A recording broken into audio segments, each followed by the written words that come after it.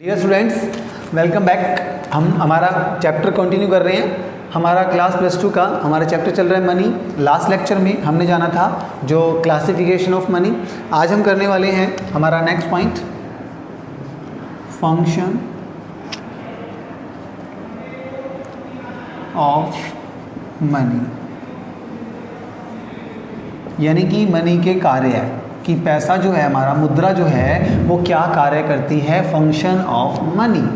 तो function of money में हमने क्या किया, पहले फंक्शंस को हमने 3 कैटेगरी में डिवाइड कर दिया। ठीक है, इसके जो फंक्शंस हैं, इसके जो कार्य हैं, उनको 3 कैटेगरी में डिवाइड किया गया। जो सबसे पहला इसका जो मेन काम है वो होगा हमारा प्राइमरी मोटिव, प्राइमरी यानी कि हमारा मेन फंक्शन। ठीक है, मनी के हमारे जो मेन फंक्शंस हैं वो कौन कौन से हैं, यानी कि उसके प्राइमरी फंक्शन। सबसे पहले अगर मैं आपको एक नोट आपके सामने है, ठीक है, हमारे पास क्या है, 50 रुपीज़ नोट है। ठीक है, हमारे पास क्या है, एक 50 रुपीज़ नोट है और आप उसे देखेंगे, जब उसे देखते हैं, उसे हमारे पास अपने पास उसके आपके हाथ में है वो, तो आप उससे सबसे पहले क्या आपके माइंड में आता है कि इसका क्या काम है। इसका पहला जो काम है, मेन काम, वो क्या होगा हमारा, मीडियम ऑफ एक्सचेंज। यानी कि आपका क्या है, इस रुपए नोट का सबसे पहला काम, मुद्रा का पहला काम क्या होता है, मीडियम ऑफ एक्सचेंज। यानी कि अगर आपको कोई वस्तु लेनी है, बदले में रिवर्स में आप क्या दे सकते हो, वो रुपीज़ का जो नोट है आपके पास है वो आप दे सकते हैं। तो सबसे पहला इसका काम क्या रहेगा हमारा, मीडियम ऑफ एक्सचेंज। चाहे आपको क्या लेना है, कोई भी गुड्स हैं या कोई भी सर्विसेज हैं, सर्विस,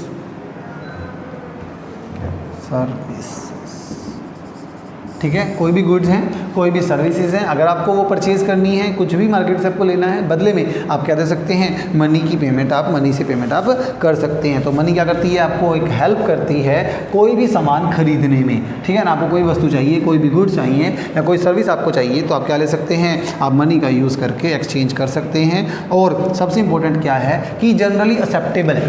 देखो, मनी एक ऐसी चीज़ है, गवर्नमेंट के द्वारा ऑर्डर है, आप इसे कोई भी निगलेक्ट नहीं करता। देखो, मैं किसी को कोई वस्तु देना चाहूँ, भाई आप ये वस्तु ले लीजिए, नहीं लेगा वो, बट पैसा देना चाहिए तो आप उसे वो इजीली ले लेगा।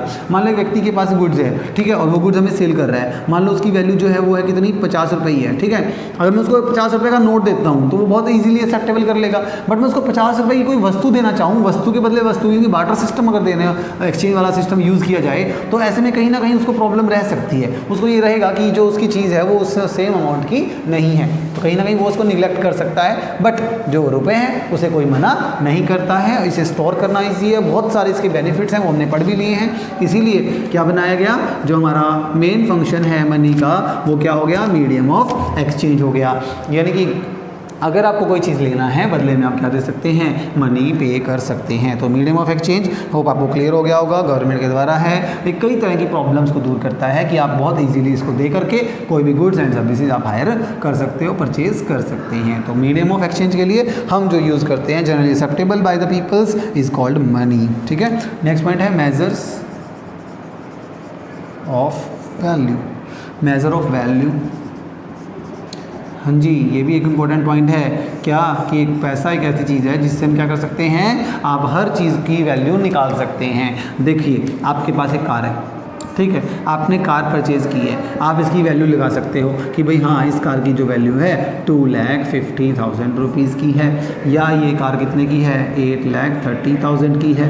तो ये क्या है, आपकी एक मनी वैल्यू होती है। और ये मनी वैल्यू तभी निकल सकती है ना, जब कोई मनी हमारे इंडिया में हो या किसी भी देश में करेंसी का तो कोई हो, तभी आप उसको क्या कर सकते हो, चीज़ों को आप मनी मेज़र कर सकते हैं। पहले पुराने ज़माने में बार्टर सिस्टम होता था, तो कार की वैल्यू किस में लगती थी, किसी गुड्स से ही लगती थी, कि आपको कार लेना है तो बदले में कोई गुड ही देना पड़ेगा। तो गुड्स के बदले गुड्स होता था, तब मनी में आप वैल्यू को क्या नहीं कर पाते थे, मेज़र नहीं कर पाते थे। तो किसी भी गुड्स को अगर आप क्या करना चाहते हो, मनी में मेज़र करना चाहते हो, वैल्यू को मेज़र करना चाहते हो, तब मनी आपकी हेल्प करता है, मुद्रा आपकी हेल्प करती है कि वो आपको क्या करेगी, एक अमाउंट बताएगी जिससे आपको उस कार की वैल्यू या कोई भी गुड्स हैं या कोई भी सर्विस हैं, आप उसकी वैल्यू के बारे में जान सकते हैं। तो मॉनेटरी यूनिट्स, मॉनेटरी वैल्यू अगर आपको पता करनी है तो वो कौन दे सकता है आपको, केवल और केवल मनी ही दे सकती है, जिससे आपको क्या होगा, इसमें मनी मार्केट वैल्यू और कैपिटल मार्केट में आप इसे आसानी से देख सकते हैं। ठीक है ना, तो अगर आपको मान लीजिए आपने क्या किया, मान लो शुगर है, ठीक है, 1 kg,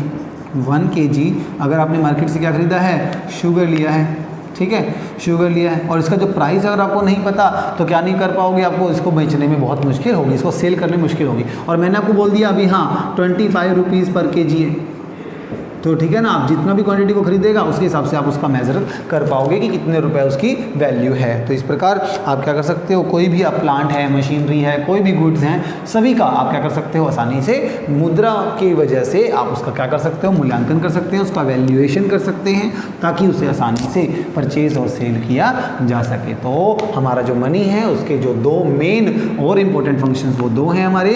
फर्स्ट कि आप क्या कर सकते हो, अगर कोई गुड्स खरीदना है तो आप मीडियम ऑफ एक्सचेंज के लिए मनी का यूज़ कर सकते हैं, पैसे का यूज़ कर सकते हो। कोई गुड्स है, सर्विस, जैसे आपको कोई सामान खरीदना है तो वो आप कर सकते हो, ठीक है। और दूसरा आप मेज़र कर सकते हो वैल्यूज़ को। क्यों मेज़र करने का मतलब ये हो जाता है कि आप क्या कर सकते हो, उसका अमाउंट फिक्स कर सकते हो। कोई भी चीज़ खरीदते हो, मोबाइल है या कोई कार है, स्कूटर है, ठीक है, या कोई ड्रेस है, शर्ट है, शूज़ हैं, हर चीज़ का क्या होता है, एक दाम बना दिया जाता है, प्राइस फिक्स कर दिया जाता है। तो अगर प्राइस फिक्स हो जाता है, उसकी अगर अमाउंट बता दिया जाए तो आप उसे ईजीली सेल व परचेज कर सकते हैं। तो इसमें चीज़ों में आपको क्या मिलेगा, काफ़ी बेनिफिट मिलेगा। तो ये था हमारा प्राइमरी फंक्शन ऑफ मनी। काफ़ी इजी है, बहुत ही आसान कि इसे एक्सचेंज करने में यूज़ करते हैं और इसकी वैल्यू किसी भी प्रोडक्ट की मेज़र करने में आपकी मनी क्या करती है, हेल्प करती है। सेकंड पॉइंट है हमारा सेकेंडरी।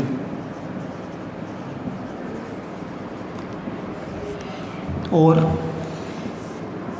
सब्सिडरी।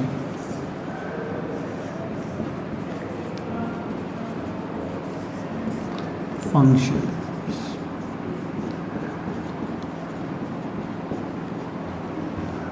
ठीक है, नेक्स्ट जो हमारा पॉइंट्स है वो है सेकेंडरी। अब जो प्राइमरी थे, जो मेन फंक्शन थे, मैंने आपको 2 बता दिए, एक मीडियम ऑफ एक्सचेंज था और एक था हमारा मेजरमेंट ऑफ द वैल्यू, ठीक है। सेकंड पॉइंट है हमारे सेकेंडरी। सेकेंडरी मतलब ये भी मनी के फंक्शंस में आते हैं, बट इनको कैटेगरी वाइज मैंने आपको बोला था, बताया गया है, तो कैटेगरी बना दी है। तो अब उसके हिसाब से आपका जो सेकेंड पॉइंट आएगा वो है सेकेंडरी। हमारी जो फंक्शंस हैं उनमें कौन सा आता है, नंबर 1 सबसे पहले लिखा गया है स्टैंडर्ड ऑफ डेफर्ड पेमेंट्स। हाँ जी, अगर आपको क्या करना है, डेफर्ड पेमेंट करने के लिए मनी का यूज़ कर सकते हो, बट आप कम्युनिटी का यूज़ नहीं कर सकते थे। देखो अब एक सिंपल सी बात है, एक आपके पास क्या है, चेयर है, ठीक है, एक आपके पास क्या है, चेयर है, और उस चेयर को आप क्या कर सकते हो, सेल करना चाहते हैं, ठीक है। हम इसे क्या करना चाहते हैं, सेल करना चाहते हैं। अब ये तो नहीं है भाई एक दिन भाई एक टांग इसके ले जाना, फिर इसकी बैक ले जाना, फिर इसका ये चीज़ बैठने वाला ले जाना, ऐसे हम इसको पार्ट्स में डिवाइड नहीं कर सकते हैं, बिल्कुल भी नहीं कर सकते। जबकि अगर रुपए हैं, मान ले 1000 रुपये हमारे पास, ठीक है, 1000 रुपये मैंने किसी को पे करने हैं, तो मैं क्या कर सकता हूँ, उसको 2 इंस्टॉलमेंट दे सकता हूँ। भैया आप एक काम करें, 500 अब ले जाएँ, 500 रुपये क्या ले जाएँ, बाद में ले जाएँ। तो बहुत आसान है। मनी का सबसे इंपॉर्टेंट फंक्शन ये भी है कि क्या कर सकते हो, उसको आप पार्ट्स में कर सकते हो। आपको अगर डेफर्ड पेमेंट करनी है, इंस्टॉलमेंट्स में पेमेंट करनी है, तो आप ईजिली मनी से क्या कर सकते हो, ऐसा कर सकते हो कि आप फ्यूचर पेमेंट कर सकते हैं और आप क्या कर सकते हैं, इंस्टॉलमेंट्स बना सकते हैं। तो देखो मनी को हमने क्या कर दिया, पार्ट्स में डिवाइड कर दिया, और उसे डेफर्ड पेमेंट के लिए हम क्या कर रहे हैं, यूज़ कर रहे हैं। तो एज अ लोन, जैसे आप देखते भी हो बैंक में क्या किया जाता है, लोन वगैरह दिए जाते हैं, ठीक है, और इस लोन की जो पेमेंट होती है, रीपेमेंट होती है, आप उसको इंस्टॉलमेंट में करते हो। इंटरेस्ट वगैरह है उसकी भी आप क्या पेमेंट करते हो, आप इंस्टॉलमेंट में कर सकते हो। तो इस प्रकार डेफर्ड पेमेंट अगर आपने करनी है, इंस्टॉलमेंट्स में पेमेंट करनी है, तब आप क्या कर सकते हो, ईजिली आप मनी को एक्सेप्ट कर सकते हो, इसका यूज़ कर सकते हो। अब मनी का यूज़ करने का रीज़न एक ये भी है, कहता है क्यों, क्योंकि इसका जो प्राइस है वो क्या रहता है, कांस्टेंट रहता है। क्या रहता है इसका प्राइस, कांस्टेंट। अरे भाई 10 रुपये का नोट आज भी 10 में चल रहा है, कल भी 10 में चलेगा, और 10 साल बाद भी वो कितने में चलेगा, 10 का नोट तो भाई 10 में ही चलेगा। तो उसका प्राइस क्या रहता है, कांस्टेंट रहता है। इस वजह से आप क्या कर सकते हो, उसको इंस्टॉलमेंट में पे कर सकते हो। बट इसका जो बात करें तो इसके जो पार्ट्स अगर आप कर दोगे तो भाई अरे इसका तो जो रेट है वो क्या हो जाएगा, चेंज हो सकता है। बट जो 500 रुपये का नोट है वो तो 500 में ही चलेगा। और भी कुछ चीज़ें हैं, जैसे जनरली एक्सेप्टेबल है, पैसे हर कोई एक्सेप्ट कर लेता है, चीज़ें आधी तोड़ कर लेगा तो नहीं एक्सेप्ट करेगा, बट जो रुपए हैं वो आप हाफ भी एक्सेप्ट कर सकते हैं, उनकी वैल्यू क्या रहेगी उससे फ़र्क नहीं पड़ता। देखो 500 के 2 नोट हो या 1000 का 1 नोट हो तो ऐसे कोई फ़र्क नहीं पड़ता है, बात एक ही है, ठीक है। तो इस प्रकार आप पेमेंट कर सकते हो। और क्या होता है, ये ड्यूरेबल है, आप क्या कर सकते हो इसको लॉन्ग टाइम तक इसको बचा के रख सकते हो। पैसे को सेव करना, स्टोर करना कितना ही आसान है।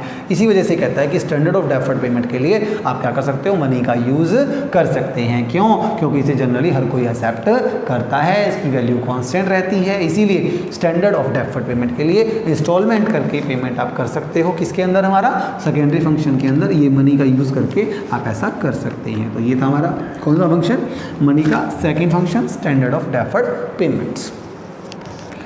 सेकेंड पॉइंट, मनी का जो हमारा सेकेंडरी फंक्शंस में सेकेंड जो पॉइंट है वो है स्टोर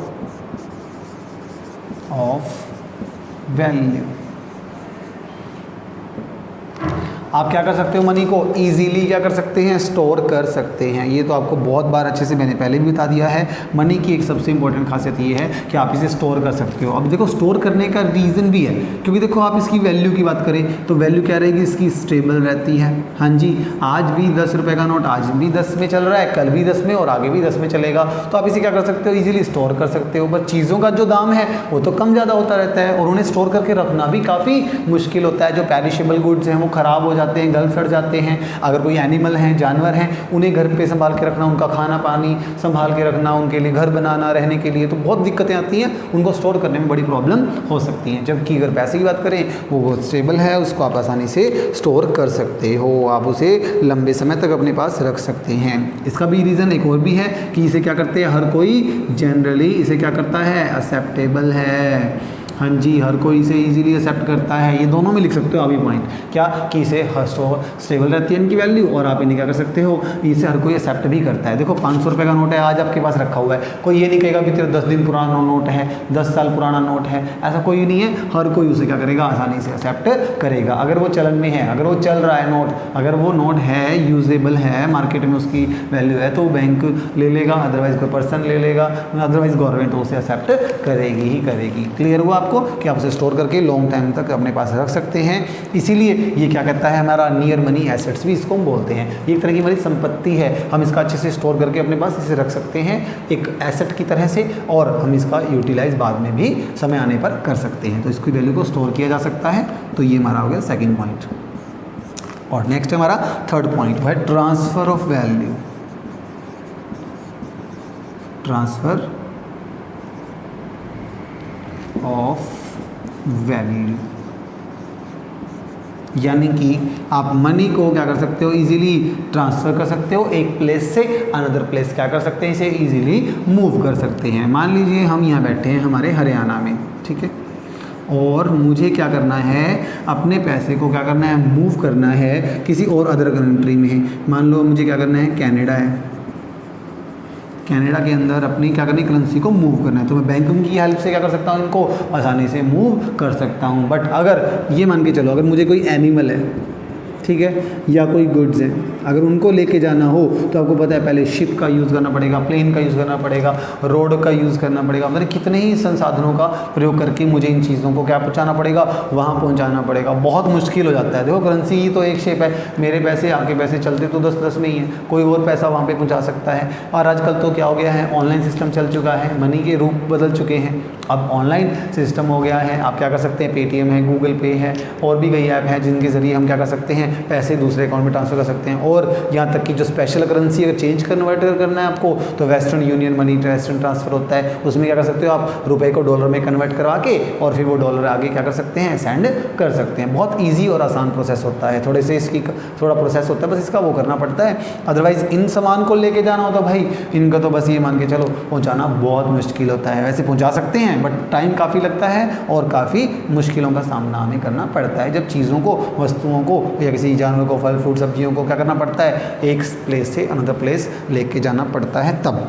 तो इसको क्या करना पड़ता है, ट्रांसफ़र करना। अगर बात करें रुपए को, काफ़ी आसान है, जबकि एनिमल गुड्स हैं, कोई वस्तुएं हैं, थिंग्स हैं, कमोडिटीज़ हैं, उन्हें क्या करना पड़ता है, ट्रांसफ़र करने में बहुत प्रॉब्लम आ जाती हैं। तो मेरे ख्याल से आपको ये पॉइंट्स तीनों क्लियर हो गए होंगे हमारे, क्या कि हम क्या कर सकते हैं, मनी का यूज़ हम इन 3 कामों के लिए आसानी से कर सकते हैं। आज मनी का मतलब ओरिजिन हुआ इन्हीं की वजह से है, आज इनको इनकी ज़रूरत थी इन काम के लिए, तभी तो हमने मनी को यूज़ किया, मनी को बनाया। हाँ जी, स्टैंडर्ड ऑफ डेफर्ड पेमेंट, अगर आपको इंस्टॉलमेंट पेमेंट करनी है, थोड़ा थोड़ा रुक के पेमेंट करनी है, तो आप इजीली कर सकते हो।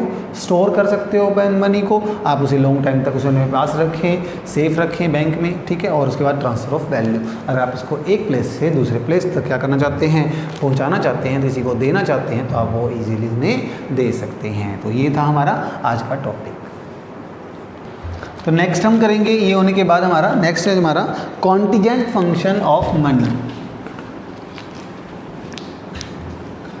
मनी के जो फंक्शंस हैं काफ़ी इंपॉर्टेंट हैं, बहुत बार एग्जाम्स में पूछे जा चुके हैं। आपको ये 3 फंक्शन जो है हमारे, प्राइमरी, मेन जो है, सेकेंडरी और एक और है हमारा, वो है कॉन्टिजेंट फंक्शंस। तीनों में से एक फंक्शंस तो एग्जाम में बहुत बार पूछा जाता है, इसके टाइप्स हैं वो बताने ज़रूरी होते हैं, ठीक है। तो ये ज़रूर कर लें, इंपॉर्टेंट है आपके लिए।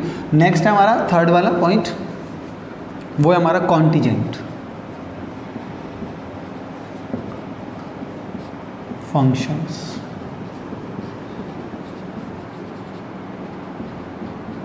ठीक है, कॉन्टिजेंट फंक्शंस में सबसे पहले जो आ रहा है वो कौन सा है, देखें, वो आ रहा है basis of credit creation. Basis of credit creation, ये एक बैंकिंग टर्म है। क्रेडिट क्रिएशन जो है वो एक बैंकिंग टर्म है।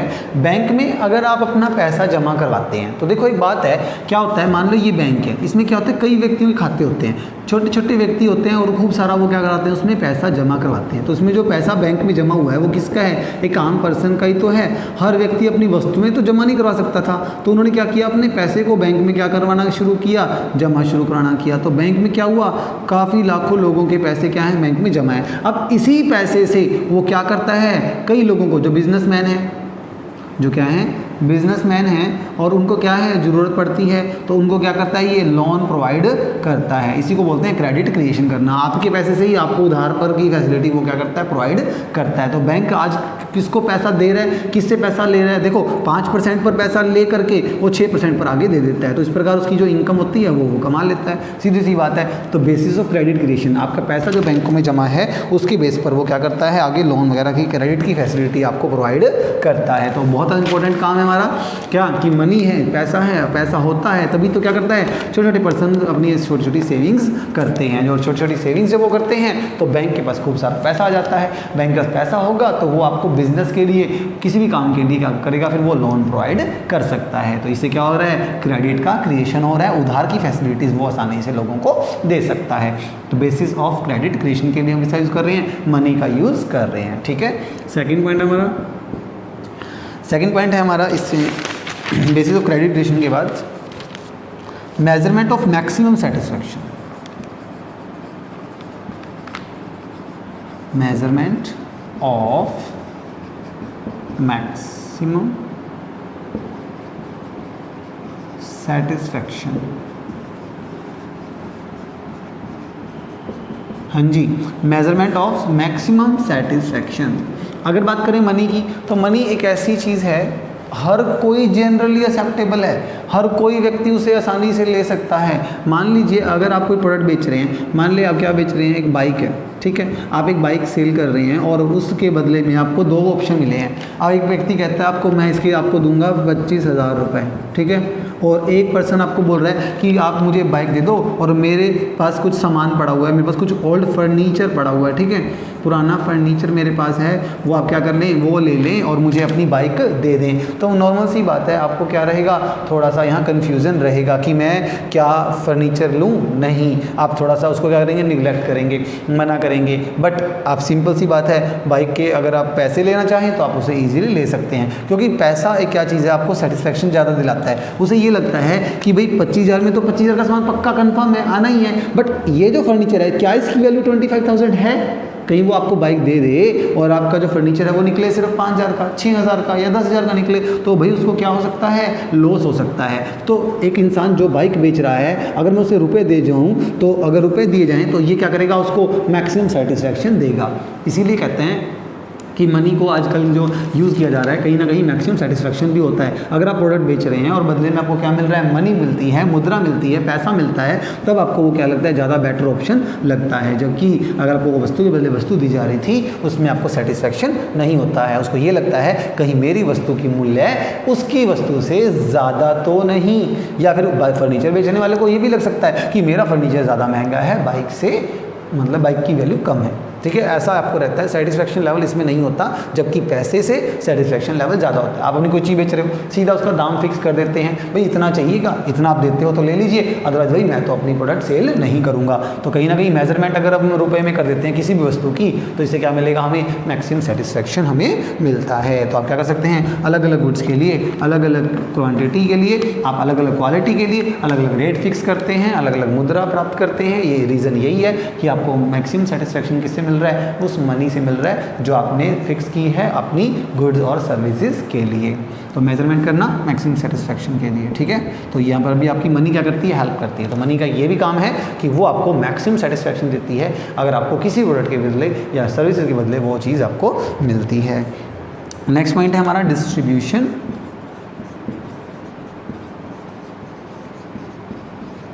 Of national income.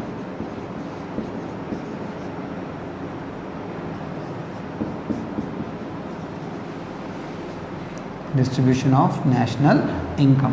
हाँ जी, नेशनल इनकम को कैलकुलेट करने के लिए, उसका पार्टीशन करके उसके बारे में सारी नॉलेज लेने के लिए आपको मनी की जरूरत पड़ती है। आपको ये मालूम है जो हमारी जो नेशनल इनकम होती है वो कैलकुलेट की जाती है, उसमें 3 सेक्टर्स लिए जाते हैं, आपको पता है, प्राइमरी सेक्टर, सेकेंडरी सेक्टर और टर्शियरी सेक्टर। प्राइमरी सेक्टर कौन सा होता है, जो नेचुरल एग्रीकल्चर वगैरह का प्रोडक्शन भी यूज़ करते हैं। सेकेंडरी जो रॉ मटेरियल को फिनिश में कन्वर्ट करता है। टर्शियरी जो अपनी सर्विस प्रोवाइड करता है। तीनों ही सेक्टर्स की इनकम को क्या कर लिया जाए, जोड़ा जाए, तब क्या निकलती है, हमारी नेशनल इनकम निकलती है। अब भाई ये सेक्टर क्या वस्तु बना रहा है, कितने रुपए की बना रहा है, जब तक उसको हम क्या ना कर पाएँ, मनी में मेज़र नहीं कर पाएंगे, तब तक आप नेशनल इनकम कैलकुलेट नहीं कर पाएंगे। तो कहीं ना कहीं हर सेक्टर्स की इनकम का, प्रोडक्शन का पता करने के लिए हमें उसकी मनी वैल्यू का पता होना बहुत ज़रूरी है कि आपने कितने प्रोडक्ट्स, कितने गुड्स या सर्विस तैयार की है और उसके लिए आप क्या चार्ज कर रहे हो, मनी के रूप में आपको क्या इनकम मिल रही है, ताकि हम क्या निकाल सकें, हमारे देश में होने वाली आर्थिक व्यवस्था के कारण हमारी जो नेशनल इनकम है उसका मेजरमेंट कर सकें। जो GDP ग्रोथ है, ये चीज़ें आप मेजरमेंट कर पाओ। नेशनल इनकम का कंसेप्ट आपका तभी क्लियर हो सकता है ना, जब आप क्या करें, अपनी गुड्स, अपनी सर्विसेज को किस में कन्वर्ट कर सकें, अपनी मनी में कन्वर्ट कर सकें। तो जब आप क्या निकाल पाओगे, बहुत आसानी से अपनी नेशनल इनकम को मेजरमेंट आप कर सकते हो, उसमें आपको प्रॉब्लम नहीं आएंगी, मेजरमेंट करने में प्रॉब्लम नहीं आती। अगर आप हर सर्विसेज को क्या कर सकते हैं, मनी में कन्वर्ट कर सकते हैं, मनी में उसको बता सकते हैं। ठीक है, नेक्स्ट पॉइंट हमारा 4th, bearer of option. Bearer of option. हाँ जी, बियरर ऑफ ऑप्शन का मतलब होता है इसको ट्रांसफ़र करना बहुत आसान होता है। देखो, ट्रांसफ़र ऑफ वैल्यू वाला तो उन्होंने पॉइंट कितनी बार बता दिया है, यहाँ पर भी बियरर ऑफ ऑप्शन है। कहते हैं हम अपनी मुद्रा को, अपने पैसे को दूसरे को आसानी से दे सकते हैं, और वो क्या करेगा, जर्नली एक्सेप्ट भी करेगा। वो मना क्यों करेगा भाई, क्योंकि आपको पता है कि ये दिया जा सकता है। और बियरर ऑफ ऑप्शन में क्या होता है, एक जो इंपॉर्टेंट चीज़ मैं आपको बताने जा रहा हूँ वो है इसको टालना। हमारे पास देखो, एक काम है, आप कोई भी काम कर रहे हो, आप उसको ऑप्शन में रखते हैं। जैसे मान लीजिए आपने क्या किया, मकान बना रहे थे, ठीक है, आप एक मकान बना रहे थे, अभी ये मकान आधा बीच में रुक गया। क्यों रुक गया भाई, अभी आपके पास किसकी प्रॉब्लम हो रही है, मनी की प्रॉब्लम हो रही थी। मेरे पास कुछ पैसा नहीं था, मैंने मकान को बीच में रोक दिया। ठीक है, मैं क्या करता हूँ, जब तक पैसा नहीं आता, जब तक रेट चीज़ों की महंगाई आ रही है भाई, जब तक वो दाम कम नहीं हो जाती, जब तक मैं काम को क्या कर सकता हूँ, रोक सकता हूँ। सेम उसी प्रकार आप मनी का भी एक ऑप्शन है आपके पास, क्या, मनी का है बियरर ऑफ ऑप्शन। इसका मतलब ये है कि आप पैसे को जिस काम में यूज़ कर रहे हो ना, वहाँ में यूज़ ना करके आप उसका अनदर काम में यूज़ कर सकते हो। जरूरी नहीं है वो चीज़ के लिए। अब भाई सिंपल सी बात है, मान लो लो मैंने अपने पैसे बचाए, मैंने अपनी सेविंग की है, ठीक है, मैंने सेविंग्स की है और वो सेविंग्स करके मैंने क्या किए थे, पैसे इकट्ठे किए थे, भाई मैं क्या लूँगा, मैं तो एक बाइक लूँगा, ठीक है, मैंने क्या सोचा था, मैं क्या लूँगा, एक बाइक लूँगा, बट मेरा मूड अब बदल चुका है, मुझे बाइक नहीं चाहिए भाई, मैं तो क्या लूँगा, कार परचेज करूँगा। तो भाई पैसा पे लिखा नहीं हुआ कि भाई इससे तो आप सिर्फ कार ही ले सकते हो या फिर इससे सिर्फ बाइक ही ले सकते हो, ऐसा कुछ भी नहीं है। आप अगर ऑप्शन बदलना चाहें, बाइक को छोड़कर कार लेना चाहें तो कार ले सकते हैं, कार को छोड़कर आप कुछ और चीज़ खरीदना चाहें, साइकिल खरीदना चाहें या कुछ भी अनदर चीज़ कपड़ों पे लगाना चाहें या किसी भी बिजनेस में पैसा लगाना चाहें तो आप वो लगा सकते हो। तो इट मीन्स पैसे पे ये चीज़ स्पेशली मेंशन नहीं है कि आप उसका यूज़ कहाँ करने वाले हो, आप इसका ऑप्शन कहीं भी किसी भी चीज़ के प्रोडक्ट के बनाने में यूज़ कर सकते हो। तो इसमें क्या बोला गया, इसको बियर ऑफ ऑप्शन, तो आप इसको टाल सकते हो। जैसे कि आपने पैसे इकट्ठे करते रहे भाई मैं बाइक लूँगा, अब एकदम से इमरजेंसी आ गई, आपको कुछ और काम करना पड़ गया तो आप उसका काम कहीं और यूज़ कर सकते हो। तो इसे बोलते हैं बियर ऑफ ऑप्शन की आप क्या कर सकते हैं, मनी का यूज़ किसी अन्य काम के लिए भी प्रयोग कर सकते हैं, ठीक है ना, आप इसका दूसरे कामों में यूज़ कर सकते हैं। तो इसे बोलते हैं बियर ऑफ ऑप्शन। तो हमारा ये हो गया 4th पॉइंट। नेक्स्ट है हमारा 5th पॉइंट। तो 5वां पॉइंट है हमारा नेक्स्ट, वो है हमारा guarantee of solvency. Guarantee of solvency,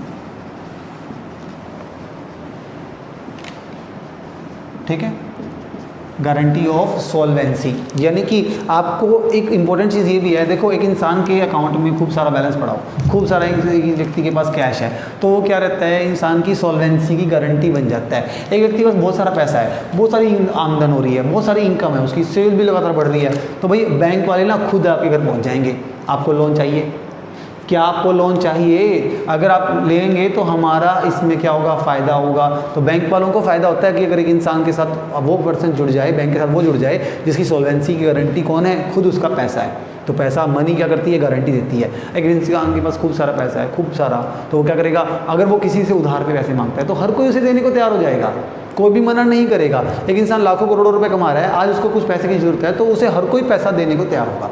normal सी बात ये है। तो गारंटी ऑफ सॉल्वेंसी है, एक इंसान के पास पैसा है तो वो क्या करेगा, मैं उसको उधार पे माल बेचने को तैयार हो जाऊंगा, तो मैं क्या करूंगा, सॉल्वेंसी गारंटी है। सॉल्वेंसी गारंटी का मतलब यही है कि सेल ऑन क्रेडिट, ठीक है, कोई भी इंसान उसको उधार पे माल बेचने को तैयार हो जाएगा क्योंकि भाई उसके पास मनी है, पावर है और वो आज नहीं तो कल दे देगा। मानो देखो एक इंसान है, एक बार मैं मान दो ए है, ए पर्सन है और उसके अकाउंट में क्या है, 5 लाख रुपए पड़े हुए हैं, ठीक है, और खूब सारी उसकी प्रॉपर्टी भी है, ठीक है। तो बैंक वो गया और कुछ सामान खरीद लिया है मार्केट से मान लो उसने कार ले ली, एक कार परचेज कर ली, कितने रुपए की, 3 लाख रुपए की। बट उसने ये बोला कि भाई मैं 3 लाख रुपए क्या है इकट्ठे नहीं दूंगा, इंस्टॉलमेंट्स में दूंगा। क्या कोई मना करेगा, बिल्कुल भी नहीं। जो भी इंसान इतने पैसे वाला है, खूब सारा पैसा, उसको अपना बैंक बैलेंस दिखाएगा और अपना सब चीज़ दिखाएगा, तब हर कोई उसको ये क्या है, आसानी से वो कार बेचने वाला जो कंपनी वाला होगा वो इसे कार बेच देगा। क्यों, क्योंकि उसके पास अच्छा खासा पैसा पड़ा हुआ है, अच्छी प्रॉपर्टी उसके पास है। तो कहीं ना कहीं मनी, पैसा एक हमें क्या देता है, सॉल्वेंसी की गारंटी देता है कि भाई हाँ ये इंसान मुझसे सामान लेके जा रहा है तो वो मुझे उधार पर बाद में दे देगा। आजकल बहुत अच्छा सिस्टम चला हुआ है, 0% फाइनेंस पे लोग चीज़ें खरीदते हैं, डेबिट कार्ड क्रेडिट कार्ड दिखाते हैं, बैंक की स्टेटमेंट दिखाते हैं। अगर उसमें आपके पास खूब सारा पैसा है, खूब सारी ट्रांजैक्शन हो रखी है तो आपको वो आसानी से लोन देने को तैयार हो जाते हैं। क्यों, उन्हें ये लगता है कि आप उनका पैसा बाद में आसानी से चुका सकते हैं क्योंकि आपके पास खूब सारा मनी है, खूब सारी आपकी परचेजिंग है, खूब सारी आपकी डीलिंग हो चुकी है मनी में। तो मनी क्या करती है, एक तरह से गारंटी देती है सॉल्वेंसी की कि वो इंसान आपके पैसे जो आज यूज़ कर रहा है कल आपको वो वापस लौटा देगा, जरूर आपके पैसे रिटर्न कर देगा। तो ये था हमारा 5th पॉइंट। और ये हमारा है लास्ट पॉइंट हमारा 6। इसमें लिखा है increase in the liquidity, increase in the liquidity of capital. पैसा क्या करता है, लिक्विडिटी को बढ़ा देता है। किसी भी प्रॉपर्टी, किसी भी एसेट्स की लिक्विडिटी को क्या करता है, पैसा बढ़ाता है। इसका मतलब क्या हुआ, इसका मतलब ये है कि देखो भाई, हाँ जी, मैं मान लीजिए अभी अभी हिसार में शिफ्ट हुआ हूँ, मैं हिसार में आ गया, मैंने अपनी घर बना लिया, यहाँ पे फर्नीचर ले लिया, पैसा दिया, सारा सामान मैंने खरीद लिया। अब मेरी ट्रांसफ़र हो चुकी है, अब मुझे कहाँ जाना है, बेंगलोर शिफ्ट करना है। तो मैं क्या करूँगा, क्या ये सारा सामान उठा कर लेके जाऊँगा? नहीं, पैसे ने मुझे एक ऐसी फैसिलिटी दी है कि मैं उसको यहाँ सेल कर दूंगा। पैसे लूँगा, पैसे लेके जाना तो आसान है, सामान कैरी करके लेके जाना मुश्किल है, पर पैसे लेके जाना कितना आसान है। मैंने क्या किया, अपना सामान यहीं पर सेल कर दिया, पैसे लिए और अपना बेंगलोर शिफ्ट हो गया। मैंने वहाँ जाकर पैसे दिए, फिर से सामान खरीद लिया। अरे एक बात सोचो, मैंने मकान यहाँ लिया है, मकान को उठा के थोड़ा ही लेके जाऊँगा। पैसे ने मुझे एक ऐसी फैसिलिटी दे दी कि मैं यहाँ पैसे से मकान बेच दिया, पैसा लिया, बेंगलोर शिफ्ट हुआ, वहाँ पे सामान पैसा क्या दिया और नया मकान खरीद लिया। बट अगर सोचो पैसा ना होता तो क्या होता, मैं कोई बेंगलोर का पर्सन ढूंढता, भाई अरे भाई कोई मेरा मकान ले लो, मुझे यहाँ पे मकान दे दो। अब मकान के बदले तो क्या है, मकान ही चाहिए ना मुझे, तो ये चीज़ हो जाती। तो बार्टर सिस्टम की ये भी कमी थी कि मैं उस व्यक्ति को कैसे ढूंढता बेंगलोर में जो मेरा मकान लेने को तैयार हो जाता, या फिर मुझे हिसार में मान लो मिल भी जाता कि वो व्यक्ति की क्या आपको लगता है होगा जो मुझे बेंगलोर में मकान ला करके देगा, ऐसा बहुत मुश्किल होता था। तो इसीलिए मनी ने एक ये फैसिलिटी दी कि ये लिक्विडिटी ऑफ कैपिटल, आप प्रॉपर्टीज़ को, वस्तुओं को बेच करके पैसा ले सकते हो और बाद में पैसा दे के वही प्रॉपर्टी दोबारा भी खरीद सकते हैं। क्लियर हो गया आपको? तो मनी की ये फंक्शंस हैं कॉन्टिजेंट फंक्शंस, जिसमें पैसे से क्या होता है, बैंक क्रेडिट क्रिएशन करता है और मैक्सिमम सेटिस्फैक्शन होता है अगर कोई व्यक्ति इसको रिसीव करता है। Distribution of income, national income, अगर आप निकालना चाहते हो, मेजर करना चाहते हो, तब आप उससे इजीली निकाल सकते हो।